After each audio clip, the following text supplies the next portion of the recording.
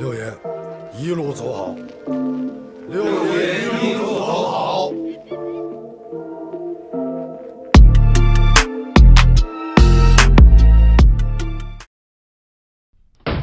晚了，前几任县长把鹅城的税收到90年以后，也就是他妈的西历2010年了，咱们来错地方了。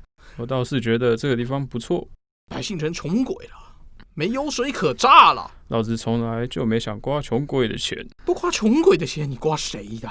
谁有钱挣谁的。当过县长吗？没有。来，我告诉你，县长上任得巧立名目，拉拢豪绅交税捐款，他们交了，才能让百姓跟着交钱。得钱之后，豪绅的钱如数奉还，百姓的钱3/7分成。那基层啊，7成是人家的，能得3成还得看黄四郎的脸色。谁的脸色？他到人来一趟，就是为了看他的脸色。对，来，我好不容易劫趟火车当了县长，对，我还得拉拢豪绅，对，还得巧立名目，对，还得看他妈的脸色，对，我不成跪着要饭了吗？那你要这么说，买官当县长还真就是跪着要饭的。就这，多少人想跪着还没这门子呢。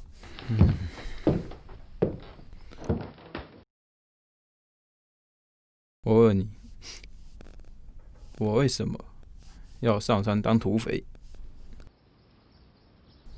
那就是腿脚不利索，跪不下去。原来你是想站着挣钱，那还是回山里吧。这我就不明白了。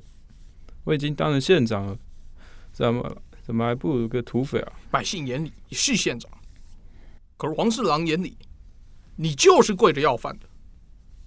挣钱嘛，生意不寒碜。寒碜，很他妈的寒碜。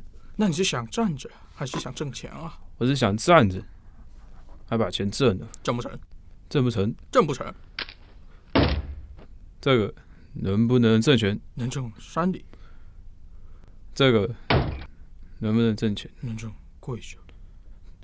这个加上这个，能不能站着把钱挣？敢问酒桶大哥何方神圣？猎人当马子。